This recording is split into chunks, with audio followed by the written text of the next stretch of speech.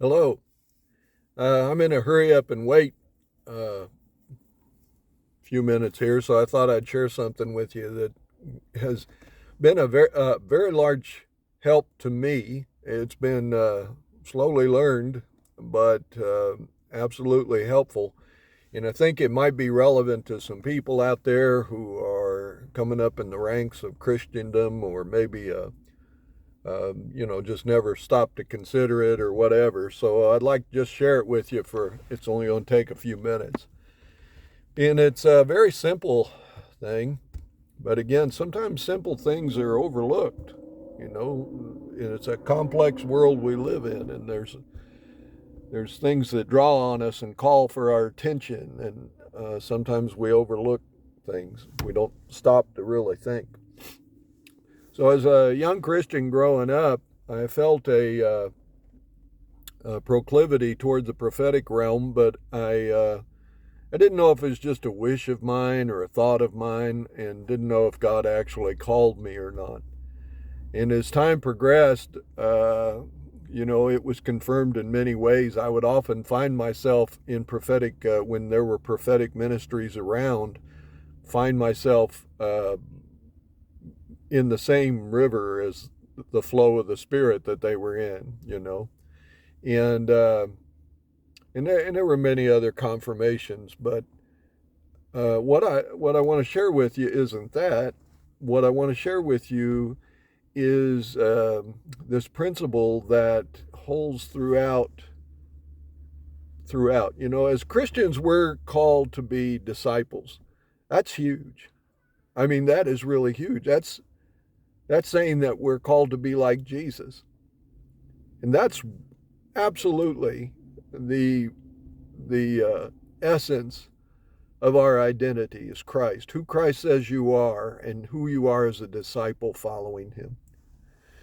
But there is this fivefold ministry in Ephesians chapter 4, and we see that certain models we have, like Paul, for example, and others are given, they tend to operate in all of the offices with all of the gifts that God places at their disposal or gives them in order to promote and or grow the kingdom of God.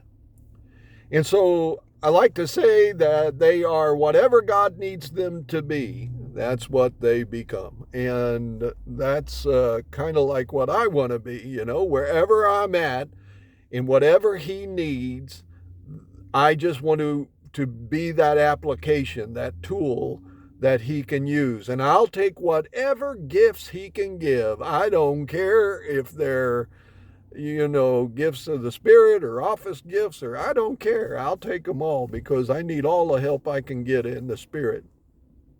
And I know that it's only when he's present, when he's alive and in the midst of us, that's when things happen. So that's what I want.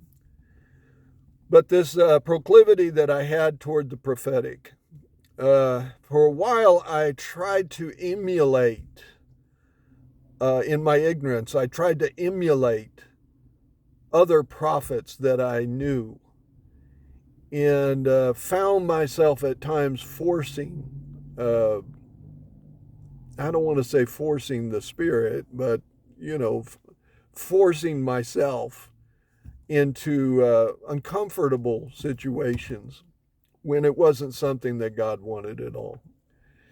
And it's taken me a long time, but nobody ever shared what I'm about to share with you. So maybe that would have saved me some time. That's what I hope this does. I hope this can save you some time. Maybe you're called to be an apostle or a prophet or a teacher or a pastor or a prophet.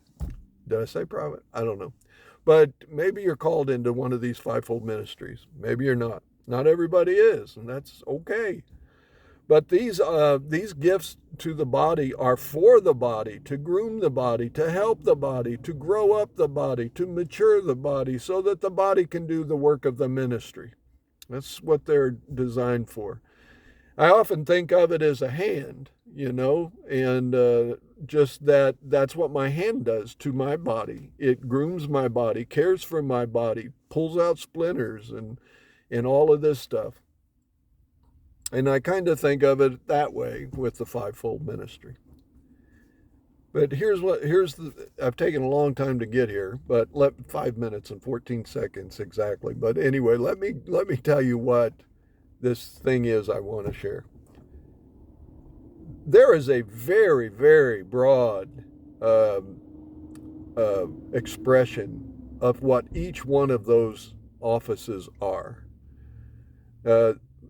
Just like with policemen or with doctors or with any profession, any secular profession, or pastors. You see, we can say that we'll use pastors since they're the most familiar to the body. You've got them. It's like a windshield wiper. You got them over here, but you got them over here, and the two extremes and everything in between. There is this expression of each one of these gifts to the body. So keep that in mind. That's so simple, isn't it? So simple. But keep that in mind.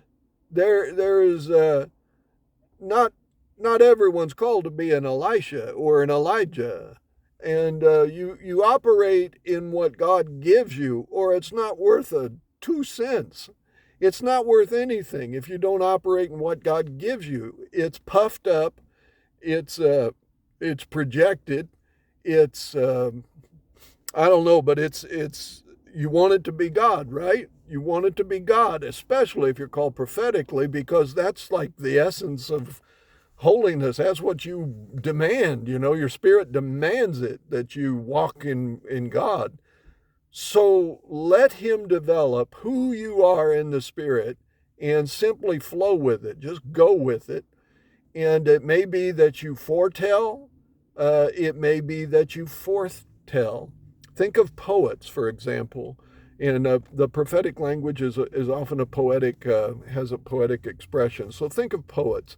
There's poets who share poetry that doesn't rhyme at all. It's just prose. And then there's poets who slam poetry, and there's poets who, it's just this whole broad spectrum.